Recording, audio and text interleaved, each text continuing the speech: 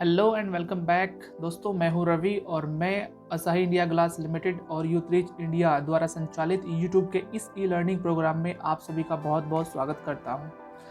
तो आज हम जिस टॉपिक पर बात करने वाले हैं वो हमारा जो पिछला सेशन चल रहा है उसी से हम इसको आगे बढ़ाने वाले हैं। और आज हम जिस पर बात करेंगे वो है मनुष्य में श्वसन, मतलब रेस्पिरेशन इन ह्यूमन बींग्स, कि मनुष्य में किस प्रकार श्वसन की क्रिया होती है और वो कैसे अपनी लाइफ प्रोसेस को आगे लेके चलता है। इसी टॉपिक पर हम बात करने वाले हैं। तो चलिए दोस्तों, अब हम इसको शुरू करते हैं। रेस्पिरेशन, जैसे कि आप देख रहे हैं कि जो हमारा रेस्पिरेटरी सिस्टम है, मनुष्य में जो श्वसन है वो एक पूरे फंक्शन या एक पूरी प्रणाली के तहत काम करता है जिसमें बहुत सारी चीज़ें इंक्लूड होती हैं। और इस टॉपिक में हम उन्हीं हर एक चीज़ के ऊपर डिस्कस करेंगे जो इसमें अपना पूरा पार्टिसिपेट या पूरा योगदान करती हैं। जैसे कि चलिए सबसे पहले हम श्वसन का परिचय देखेंगे कि इसका इंट्रोडक्शन क्या होगा। हाँ, तो इसमें इंट्रोडक्शन में इसकी जो पहली चीज़ आती है वो आती है इसकी परिभाषा, क्योंकि हम पीछे भी देख चुके हैं कि हर एक टॉपिक की शायद ही कोई टॉपिक बचा हो जिसमें हमने किसकी परिभाषा ना दी हो, तो इसमें भी हम परिभाषा का यूज़ करने वाले हैं। तो सबसे पहले तो अगर हम श्वसन की एक छोटी सी परिभाषा देखें उसमें यही होगा कि मुख्यतः गैसों के आदान प्रदान को ही श्वसन कहा जाता है। जैसे कि आप बच्चों देखते होंगे कि आप सांस लेते हैं, सांस छोड़ते हैं, तो आप इस हवा में हमारी ऑक्सीजन होती है, CO2 होती है, नाइट्रोजन होते हैं, बहुत सारी गैसें होती हैं। आप इसको अंदर लेते हैं और आप उसको बाहर छोड़ते हैं। तो मतलब क्या हो रहा है कि गैसों का आदान प्रदान या कहें तो गैसों का एक्सचेंज हो रहा है। तो सामान्य सी परिभाषा इसकी यही होगी कि गैसों के आदान प्रदान को ही हम क्या कहते हैं, हम श्वसन कहते हैं। हाँ, तो अगर इसका हम दूसरे वो देखें, इसका दूसरा प्रॉपर्टी देखें, इसका इंट्रोडक्शन का दूसरी चीज़ देखें, तो उसमें होता है कि जानवरों एवं पौधों के पास गैसों के आदान प्रदान के लिए विभिन्न प्रकार के साधन होते हैं। जैसे पौधों में स्टोमेटा और मनुष्यों में फेफड़े। हम पहले ही स्टोमेटा का जिक्र कर चुके हैं, क्योंकि जो हमारे पेड़ पौधे होते हैं उनका कोई मुंह नहीं होता, तो वो क्या करते हैं, अपने स्टोमेटा के द्वारा ही अपनी गैसों को एक्सचेंज करते हैं। जैसे कि हमने जब हम पोषण पढ़ रहे थे हमने तब भी स्टोमेटा के बारे में बताया था, जो पत्तियों के नीचे पाया जाता है। वहीं से ही पेड़ क्या करते हैं, गैसों को अदली बदली करते हैं। और रही बात मनुष्य या जानवर की, तो मनुष्य हो या जानवर हो उसमें क्या होता है, उसमें फेफड़े होते हैं, जैसे कि आप स्लाइड में देख रहे हैं डायग्राम राइट साइड में। तो ये काम करते हैं हमारे श्वसन के अंदर। हाँ, तो अगर तीसरी हम इसके इंट्रोडक्शन के बारे में बात करें तो कोशिकीय स्तर पर जीवन प्रक्रिया में भोजन के दहन द्वारा आवश्यक ऊर्जा प्राप्त करने के लिए ही श्वसन प्रक्रिया की जाती है, जिससे प्रत्येक कोशिका को ऊर्जा प्राप्त होती है। बच्चों, अगर हम एक सेलुलर बेस पर देखें, कोशिका के आधार पर देखें, तो जो हमें सांस लेने की आवश्यकता होती है ना, तो ये हमें इसलिए होती है क्योंकि जो हम खाना खाते हैं उस खाने को हम पचाने के लिए या उससे ऊर्जा प्राप्त करने के लिए ही हम क्या करते हैं, सांस लेते हैं या हम अपना श्वसन क्रिया करते हैं। जिससे क्या होता है कि जो हम O2 वगैरह गैस लेते हैं ये हमारे खाने के साथ क्रिया करती हैं और क्रिया करने के पश्चात क्या होता है, हमारी ऊर्जा का निर्माण होता है।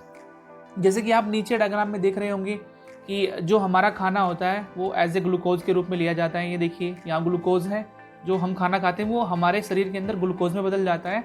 और जब हम क्या करते हैं, जब हम ऑक्सीजन लेते हैं वायु के द्वारा, तो इन दोनों की क्रिया होती है और इस क्रिया होने के बाद जो हमारा प्रोडक्ट बनता है वो बनता है हमारा कार्बन डाइऑक्साइड और प्लस वाटर। नीचे इसकी इक्वेशन भी लिखी हुई है कि C6H12O6 प्लस 6O2, ये हमारा फॉर्मूला है ग्लूकोज का, C6H12O6।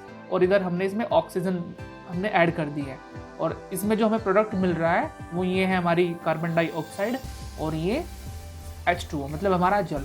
तो कोशिका में इसकी आवश्यकता हमारे लिए ऊर्जा प्राप्त करने के लिए ही की जाती है। तो मेन इसका जो वर्क है वो यही है कि खाने के द्वारा ऊर्जा प्राप्त करने में ही हमें श्वसन की आवश्यकता होती है, ताकि हर एक कोशिका को पर्याप्त ऊर्जा मिलती रहे। हाँ, तो हम अपने इंट्रोडक्शन का चौथा पार्ट देखेंगे इसके अंदर कि जीवों में यह श्वसन ऑक्सीजन की उपस्थिति या अनुपस्थिति में होती है। देखिए बच्चों, जो हमारे जीव होते हैं वो दो प्रकार से अपना श्वसन करते हैं। एक होता है हमारा अवायवीय और एक होता है वायवीय। मतलब एक होता है हमारा एनारोबिक और दूसरा होता है एरोबिक। एरोबिक में क्या होता है कि वायवीय श्वसन भी कहते हैं इसको हिंदी में, कि इसमें हमें श्वसन करने के लिए क्या जरूरत पड़ती है, हमें ऑक्सीजन की जरूरत पड़ती है, और अवायवीय में हमें ऑक्सीजन की जरूरत नहीं पड़ती। अगर हम इसका एग्जाम्पल देखें तो जो हमारी एल्गी वगैरह होती हैं हमारे पानी के अंदर, वो अवायवीय प्रकार का ही क्या करती हैं, अपनी वो क्रिया करते हैं, मतलब श्वसन करती हैं। जबकि चाहे मनुष्य हो चाहे वो जानवर हो, वो करता है हमेशा वायवीय, मतलब वो वायु का उपयोग अपने श्वसन की क्रिया में करते हैं। जबकि हमारी जो एल्गी फंजाई वगैरह होती हैं, ये कभी भी हमारे जो एयर होती है उसका यूज़ ये नहीं करती। तो ये भी इसके इंट्रोडक्शन का एक पार्ट है। चलिए अब हम बात करेंगे कि मनुष्य में ये श्वसन की क्रिया कैसे होती है। देखिए बच्चों, आपका जो सिलेबस है, सिलेबस के अंदर मनुष्य में जो श्वसन की क्रिया है वो सबसे ज़्यादा इंपॉर्टेंट है, इसलिए इसको बहुत अच्छे से समझना है और हर एक चीज़ को नोट डाउन करना है। तो हम धीरे धीरे करके इस पूरे टॉपिक को कवर करने वाले हैं। ठीक है, मनुष्य में श्वसन, इसमें हम जो पहला पॉइंट हम आपको बताना चाहेंगे वो ये कि मनुष्य में श्वसन प्रणाली सबसे जटिल प्रकार की होती है। जैसे कि हम पिछले वीडियो में पहले डिस्कस कर चुके हैं कि जो मनुष्य है वो एकदम कॉम्प्लिकेटेड टाइप का एक प्राणी है, जिसमें हर एक चीज़ बहुत ही कॉम्प्लिकेटेड है, मतलब एक बहुत ही जटिल टाइप की होती है, चाहे वो कोई सा भी सिस्टम इसका क्यों ना हो। हाँ, जिसमें श्वसन की क्रिया सांस लेने से शुरू होती है और सांस लेने की प्रक्रिया दो चीज़ों पर निर्भर करती है। तो मनुष्य में जो श्वसन की क्रिया शुरू होती है वो हमारे द्वारा सांस लेने से शुरू होती है। आप खुद भी सांस लेके देख सकते हैं कि यहीं से हमारी श्वसन की प्रक्रिया शुरू होती है। हाँ, तो बच्चों से मैं एक चीज़ और बताई है कि क्या होता है कि सांस लेने की प्रक्रिया में दो चीज़ें एक साथ होती है, कि जैसे ही आप सांस लेते हैं तो दो चीज़ें एकदम से होती हैं, और वो दो चीज़ें कौन सी हैं वो आप स्लाइड में देख रहे हैं। नंबर ए, सांस खींचना जिसको बोलते हैं हम इनहेलेशन, और नंबर दो, सांस छोड़ना जिसको बोलते हैं हम एक्सहेलेशन। हम इन दोनों चीज़ों को अभी डीपली पढ़ेंगे, सांस खींचना या इनहेलेशन क्या होता है और सांस छोड़ना यानी कि एक्सहेलेशन क्या होता है। तो चलिए इसको आगे देखते हैं। हाँ, तो ए, सांस खींचना या इनहेलेशन, इसमें क्या होगा बच्चों की वह प्रक्रिया जिसमें बड़ी मात्रा में ऑक्सीजन युक्त हवा को ग्रहण किया जाता है। आप खुद भी महसूस करके देख सकते हैं। आप एक लंबी सी सांस लीजिए, तो जो आप सांस नीचे की तरफ खींच रहे हैं, मतलब एक लंबी सी सांस आप ले रहे हैं जिसमें क्या है ऑक्सीजन, और ऑक्सीजन के साथ साथ कुछ अन्य गैसें भी हमारी होती हैं, लेकिन इसमें ऑक्सीजन की मात्रा ज़्यादा होती है। तो इसी प्रक्रिया को हम क्या कहते हैं, इनहेलेशन या इसको सांस खींचना कहते हैं। आप डायग्राम में देख रहे होंगे कि इसमें जो हमारी O2 होती है वो O2 अंदर की तरफ एंटर करती है ना, और जो हमारा जो फेफड़े होते हैं इसको हम आगे भी देखेंगे चल के, वो थोड़े से फैल जाते हैं। तो श्वसन में सबसे पहली चीज़ सांस लेने ही में होती है, और सांस लेने का मतलब होता है सांस को पहले खींचना, है ना, इसको हम बोलते हैं इनहेलेशन। हाँ, तो इसका जो सेकंड पार्ट है वो होता है सांस छोड़ना, मतलब एक्सहेलेशन। इसमें क्या होता है कि जब हम सांस ले लेते हैं तो एक निश्चित टाइम के बाद, कुछ सेकंड के बाद हम क्या करते हैं, उसी सांस को हम वापस बाहर छोड़ते हैं, जिसमें ज़्यादातर मात्रा किसकी होती है, कार्बन डाइऑक्साइड या CO2 की होती है, जो हमारे शरीर के अंदर से बाहर वायुमंडल में निकलती है। आप खुद भी करके देख सकते हैं। पहले एक सांस लीजिए, उसको हम बोलेंगे सांस लेना या इनहेलेशन, और फिर उसके बाद सांस छोड़िए जिसको बोलते हैं हम सांस छोड़ना या एक्सहेलेशन। ठीक है, तो ये एक साथ ही दोनों चीज़ें होती हैं, सांस लेना भी और सांस छोड़ना भी। हाँ, एक स्वस्थ मनुष्य द्वारा 1 मिनट में लगभग 12 से 20 सांसें ली जाती हैं। बच्चों, एक सांस के अंदर इनहेलेशन मतलब सांस लेना और एक्सहेलेशन मतलब सांस छोड़ना एक ही सांस का पार्ट है वो। तो इसमें लिखा हुआ है कि एक स्वस्थ मनुष्य द्वारा 1 मिनट में 12 से 20 सांसें ली जाती हैं। मतलब आप इमेजिन कर सकते हैं कि आप 1 मिनट में कितनी बार सांस ले रहे हैं और कितनी बार छोड़ रहे हैं। आप जितनी बार, मतलब अगर आपने एक बार सांस ली और एक बार छोड़ी तो इसको एक सांस हम बोलेंगे। ठीक है, ऐसे ही आप कितनी बार सांस ले रहे हैं छोड़ रहे हैं 1 मिनट के अंदर, उसी को हम क्या बोलते हैं, अपनी ब्रीथिंग रेट, है ना, ब्रीथिंग रेट कहते हैं कि हम 1 मिनट में कितनी सांस ले रहे हैं। आप इसमें देख सकते हैं स्लाइड के अंदर जो हमने इसमें बनाया हुआ है कि एक जो बच्चा 6 महीने से ऊपर का होता है ना, एक बच्चा जो 6 महीने से ऊपर का होता है वो 1 मिनट में 30 से 60 बार सांस लेता है। मतलब हर एक सेकंड के अंदर अगर देखा जाए तो नॉर्मली हर एक सेकंड के अंदर वो एक सांस लेता है। ठीक है, अगर हम बात करें 6 से 12 महीने के बच्चे की तो वो 24 से 30 बार सांस लेता है 1 मिनट के अंदर। वही दूसरी तरफ 1 से 5 साल का बच्चा 20 से 30 बार सांस लेता है 1 मिनट के अंदर, और 6 से 12 साल का बच्चा 1 मिनट में 12 से 20 बार सांस लेता है। ठीक इसी प्रकार 12 साल से ऊपर तक, 12 साल से जितने भी ऊपर होंगे वो सभी मनुष्य वो क्या करते हैं, वो 1 मिनट में 12 से 20 बार सांस लेते हैं। तो आप इसको अच्छे से नोट डाउन कर सकते हैं। कभी कभी एग्जाम में पूछ लेते हैं कि एक स्वस्थ मनुष्य 1 मिनट में कितनी बार सांस लेता है। तो बच्चों आप इसको नोट कर लीजिएगा। चलिए आगे चलते हैं। इसमें अगला पॉइंट है कि गैसों के बीच यह आदान प्रदान फेफड़ों के अंदर होता है, जहां से ऑक्सीजन को शरीर की सभी कोशिकाओं तक पहुंचा दिया जाता है। ठीक है बच्चों, ये एक डायग्राम आप देख रहे होंगे। इसमें मैंने एक ये डायग्राम बनाया हुआ है, और जो ये हमारा एक घड़े के टाइप का स्ट्रक्चर है इसको हम एल्वोलाई बोलते हैं।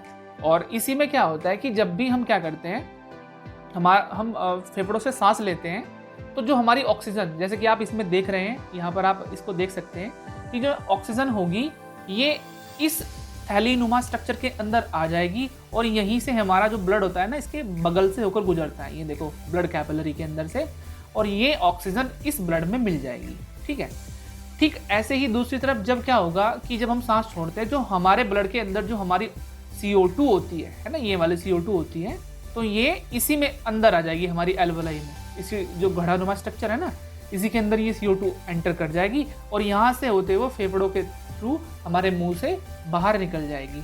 तो ये जो पूरी की पूरी प्रोसेस होती है सांस लेने की, छोड़ने की, वो हमारे फेफड़े के अंदर ही होती है, जिसमें हम ऑक्सीजन लेते हैं और CO2 छोड़ते हैं, और यहीं पर इन दोनों का इसी स्थान पर इनका एक्सचेंज लगातार होता रहता है। ठीक है, तो मनुष्य में ये सारी चीजें भी एक साथ होती हैं। चलिए अब हम देखते हैं कि मनुष्य में श्वसन की क्रिया होती कैसे है, क्योंकि पूरी प्रोसेस आपको लिखनी है। एग्जाम में अगर पूछ लेता है तो विद डायग्राम आपको चीज़ें बतानी है, और इसको बहुत अच्छे तरीके से आपको समझने की कोशिश करनी है। बाकी अगर आपको कुछ समझ नहीं आता तो आप कमेंट सेक्शन में लिख सकते हैं। ठीक है, तो मनुष्य में जो श्वसन होता है उसमें कुछ चीज़ें पार्टिसिपेट करती हैं, और हमने उन्हीं का स्लाइड के अंदर नाम लिखा हुआ है। इसमें है मानव श्वसन प्रणाली में नाक गुहा, जैसे हमने कल मुंह बोला था ना, मुंह और मुंह गुहा है ना, मुख गुहा, जिसको हम बक्कल कैविटी बोले थे कल वीडियो में। तो ठीक ऐसे ही हमारा जो नाक होता है, उसी नाक को हम नाक गुहा या नेसल कैविटी भी बोलते हैं। ठीक है, नेसल कैविटी के नीचे हमारा फेरिंग्स आता है, जिसको हम ग्रसनी बोलते हैं। इस फेरिंग्स से नीचे की तरफ हमारा लैरिंग्स आता है, जहाँ से हमारी आवाज़ निकलती है। मतलब इसको हम स्वर यंत्र बोल रहे हैं। जैसे कि अभी मैं बोल रहा हूँ, है ना, आप वीडियो में आवाज़ सुन रहे होंगे, मैं कुछ बोल रहा हूँ, तो जो आवाज़ आ रही है ना, आपको जो आवाज़ आ रही है वो मेरे इसी वाले हिस्से से आ रही है। इसको बोलते हैं हम स्वर यंत्र या लैरिंग्स। हाँ, तो ठीक इसके नीचे एक चीज़ होती है श्वास नली, इसको बोलते हैं ट्रैकिया या विंड पाइप, जहाँ से हमारी वायु फेफड़ों की तरफ एंटर करती है। ये वही वाला हिस्सा होता है ट्रैकिया या विंड पाइप, या हिंदी में बोलते हैं इसको श्वास नली। इस ट्रैकिया के नीचे की तरफ हम जब जाएंगे, उसमें हमारे कुछ ब्रोंकियोल्स होंगे, या इसको ब्रोंकाई भी बोलते हैं। वो इससे एकदम नीचे की तरफ होंगे ब्रोंकाई, और इन ब्रोंकाई से जुड़ी हुई चीज़ें होंगी हमारी एल्वोलाई, जिसको हम अभी आगे देखेंगे विद डायग्राम।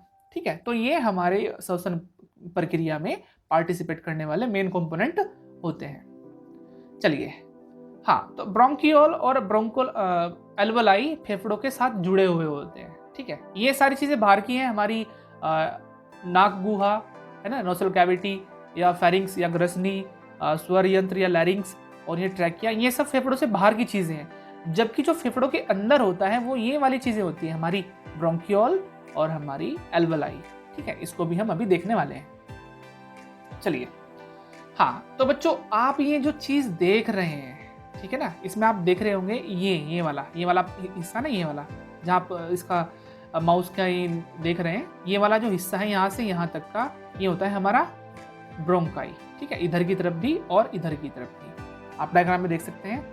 और ये जो वाला हिस्सा है ये होता है हमारा एल्वलाई। आप ये देखिए ये छोटी छोटी सी टिप सी बनी हुई है इसके अंदर ना, फेफड़ों के अंदर ये छोटी छोटी सी है ना, गोली टाइप की।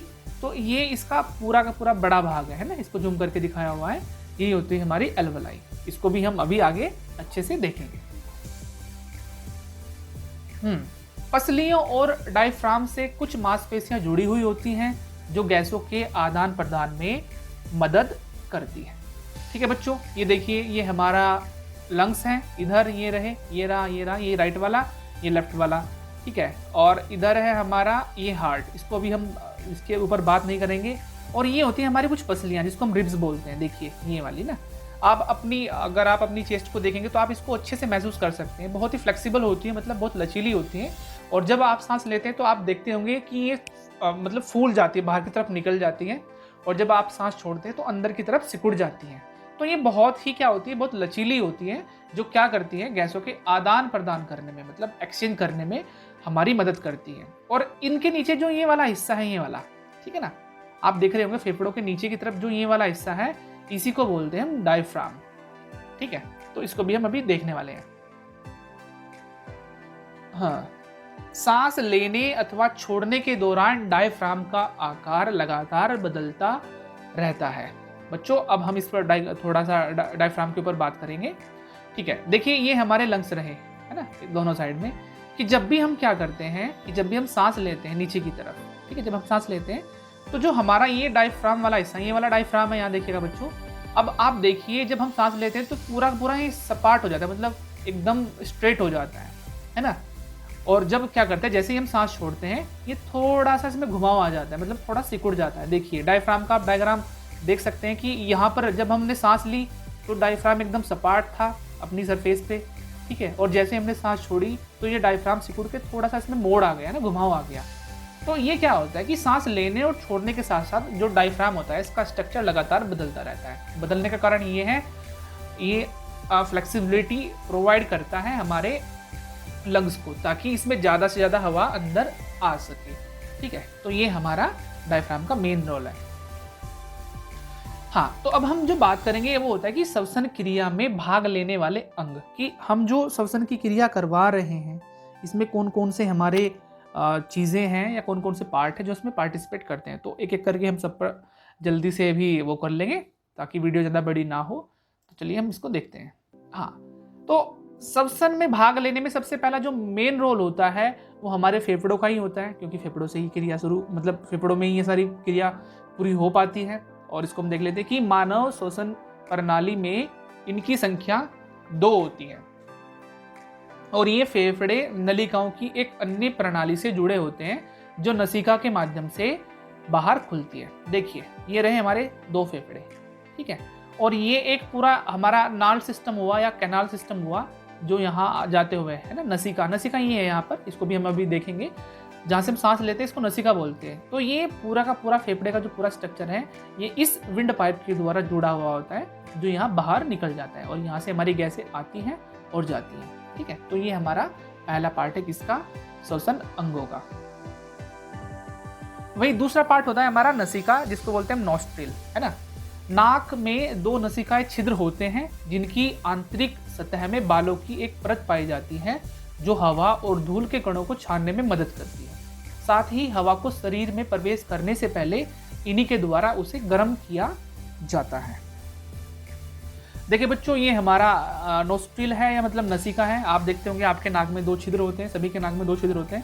साथ ही साथ नाक के अंदर कुछ एक लेयर होती है हमारे बालों की, है ना, छोटे छोटे बाल होते हैं। उनका जो मेन रोल होता है कि आप कभी देखे होंगे कि आप अगर धूल में चले जाएं तो आपके नाक के अंदर बहुत कुछ मटेरियल जम जाता है, वेस्ट मटेरियल, जो क्या होता है वो हमारी जो धूल होती है ना, धूल या हवा, गंदी हवा, मिट्टी वगैरह वाली, तो इसमें क्या होता है ये उसको छान लेता है ना, और छानने के बाद उसको वहीं पर रोक देता है। साथ ही साथ जो हमारा ये नसिका होती है इसका एक काम होता है कि अंदर से बहुत गर्म होती है नसिका ना, हमारी जो नाक होती है अंदर से गर्म होती है। तो जैसे हम ठंडी हवा एब्जॉर्ब करते हैं नाक के द्वारा तो ये उसको क्या कर देती है, गर्म कर देती है। क्योंकि जो हमारा शरीर होता है वो किसी भी पदार्थ को गर्म तरीके से ही अपने अंदर एब्जॉर्ब करता है, चाहे वो पानी हो, चाहे वो हवा हो, चाहे वो कुछ भी हो। पहले शरीर क्या करेगा, उस वस्तु को, चाहे हम जो हम ले रहे हैं अपने शरीर के अंदर, वो उसको पहले गर्म करेगा, उसके बाद ही ये उसको मतलब अपने आप एब्जॉर्ब करेगा।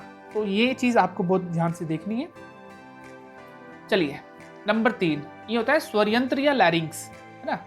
हाँ, यह भाग ग्रसनी के बाद आता है, जिसे वॉइस बॉक्स भी कहते हैं। ग्रसनी मतलब फेरिंग्स होता है, ये वाला भाग, ठीक है ना। ये वाला भाग है ना फेरिंग्स। फेरिंग्स ये रहा, ये वाला भाग, ये फेरिंग्स है, और ये देखिए ये लैरिंग्स यहाँ। इसके बाद ये आता है ना।